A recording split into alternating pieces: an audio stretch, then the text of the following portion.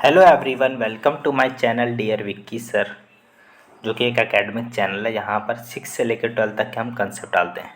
तो ये 10th class का फर्स्ट चैप्टर है रियल नंबर, जिसके हम क्विक रिवीजन करेंगे और हम देखेंगे क्या क्या है इसमें।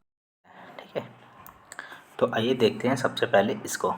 सबसे पहले यहाँ आपको नज़र आ रहा है, मैं एक सेकंड ये ब्रश वाला ले लेता हूँ हमेशा के लिए। चलो, तो यहाँ आपको दिख रहा है प्राइम, को प्राइम और कंपोजिट नंबर। तो प्राइम नंबर वो नंबर होते हैं जो अपने टेबल में आते हैं और सिर्फ एक के टेबल में आते हैं, वो प्राइम नंबर कहलाते हैं। को प्राइम क्या होते हैं? को प्राइम वो नंबर होते हैं जिनके बीच में कोई कॉमन नहीं होता, जैसे कि 2 और 9 के बीच में, 5 और 3 के बीच में कोई कॉमन नहीं है। तो इस तरीके से जो नंबर होते हैं वो को प्राइम होते हैं। आगे चले, कंपोजिट नंबर। कंपोजिट नंबर वो नंबर होते हैं जिसमें कम से कम एक कॉमन फैक्टर होता है। ठीक है, एटलीस्ट वन। जैसे कि 4 और 16 के बीच में 2 भी है, 4 भी है, तो कम से कम एक तो है। ठीक है, जैसे कि अगर मैं ले लूँ 6 और 2, तो इनके बीच में कॉमन फैक्टर क्या है? 2। तो इसमें कम से कम एक कॉमन फैक्टर है, तो इनको बोलते हैं कंपोजिट नंबर। ठीक है, जिनके बीच में ये आगे बढ़ता हूँ। देखो, ये इंपॉर्टेंट बात है, ये याद रखिए, पेपर में बहुत बहुत बार पूछी जा सकती है। ए इज़ नाइदर प्राइम और नॉट कंपोजिट। ए कभी ना तो प्राइम होता है और ना ही कंपोजिट है। 2 है वो कि सबसे छोटा प्राइम नंबर होता है। Factor tree. फैक्टर ट्री क्या होता है? एक चेन की तरह होता है ये फैक्टर ट्री। जैसे कि मैं थोड़ा सा दिखा देता हूँ। इस तरीके से आपने करे होंगे, यहाँ पर कोई वैल्यू आती है, फिर उसको ऐसे करते हैं, फिर जो वैल्यू आती है उसको इस तरीके से करते जाते हैं जब तक नीचे 1 ना आ जाए। ठीक है, उसको फैक्टर ट्री बोलते हैं। आगे बढ़ते हैं, relation between number of LCM, HCF and LCM. ठीक है, एक फार्मूला, ये फार्मूला आप याद रखना। ठीक है, क्या होता है? HCF multiply LCM into number A और एक नंबर बी। ठीक है, उन दोनों का मल्टीप्लाई। तो इसके यहाँ से आप दोनों चीज़ें निकाल सकते हो। ठीक है, क्या क्या है? एचसीएफ और एलसीएम दोनों चीज़ें यहाँ से निकाल सकते हो। एचसीएफ निकालने के लिए दोनों नंबर के ऊपर मल्टीप्लाई कर दो, नीचे एलसीएम से डिवाइड, और एलसीएम निकालने के लिए ऊपर दोनों नंबर का मल्टीप्लाई एचसीएफ से डिवाइड। ठीक है, इस तरीके से आप दोनों चीज़ें निकाल सकते हैं। आगे बढ़ते हैं, यहाँ पर देखते हैं ये क्या है। यहाँ पर अगर आपको ऐसे 3 नंबर मिल जाए तो क्या तीनों नंबर के लिए भी ऐसे कर सकते हो? ठीक है, अगर तीनों नंबर का एचसीएफ निकालना है, ठीक है, 3 नंबर का एचसीएफ निकालना है, तो ऊपर वाले में क्या करना है?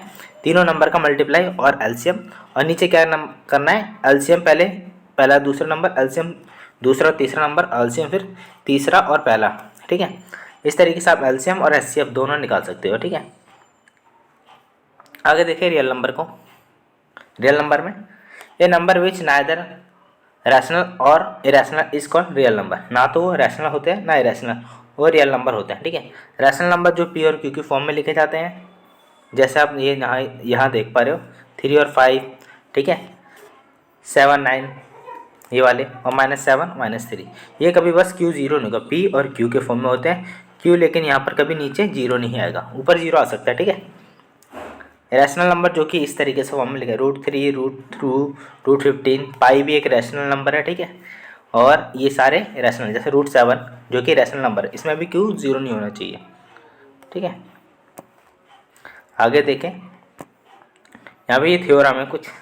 ठीक है, use a theorem that P is a prime number and A B है पॉजिटिव इंटीजर। तो P divide A square and P divide A. तो यहाँ से आप ये कर लोगे, बुक के अंदर ही थ्योरम दे रखी है, वो यहाँ से आप उसको देख लेना एक बार। ठीक है, पी अगर ए स्क्वायर और पी अगर ए से डिवाइड हो रहा होगा तो √2 एक इरेशनल नंबर होगा। ठीक है, और 2√2 भी होगा, 5√2 भी होगा, 6√2 भी, कुछ भी आ जाए वो सारे क्या होंगे? इरेशनल नंबर होंगे। हाँ, यहाँ पर आते हैं और एक चीज़ और देखते हैं, डेसिमल एक्सपेंशन रैशनल नंबर। ठीक है, डेसिमल में ऐसे एक्सपेंशन करने के लिए 2 चीज़ आती है, टर्मिनेटिंग डेसिमल एक्सपेंशन और non terminating decimal expansion.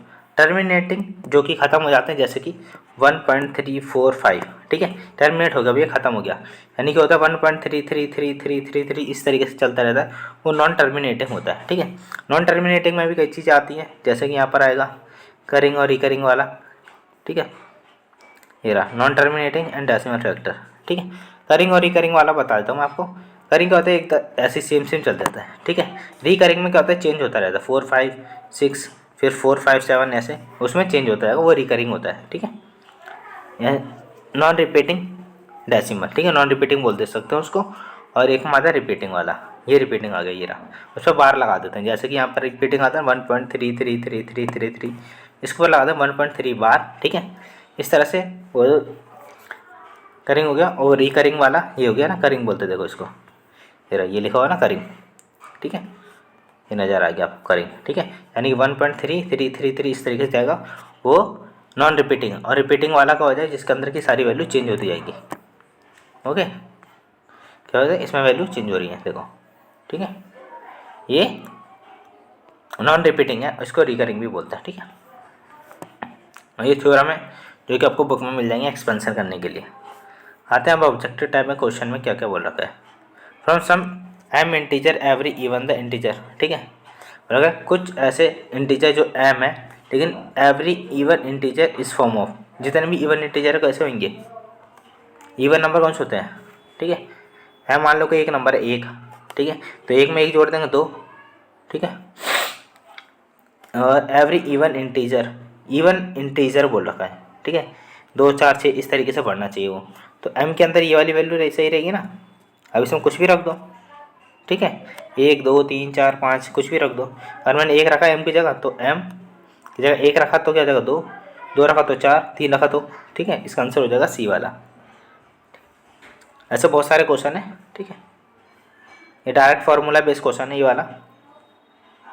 N is a even natural number then with the largest number is, ठीक है। लार्जेस्ट नंबर कौन सा हो सकता है इसमें, वैल्यू पुट करके देख लेते हैं, ठीक है। यहाँ पे लार्जेस्ट नंबर क्या होगा, एन की वैल्यू अगर 1 रखेंगे तो 1, और यहाँ पे 1 रखा तो 2, और 1 रखा तो 3, ठीक है। तो ये हो जाएगा, और एन की वैल्यू हम 1 रखते हैं तो, ठीक है, तो ये हो जाएगा 6 यहाँ से, ठीक है। अगर इसमें आ जाएगा तो 6 में सबसे बड़ी वैल्यू हो जाएगी यहाँ पे 24 हो जाएगा, 6 के टेबल से डिवाइड हो जाएगा ना पूरी तरीके से।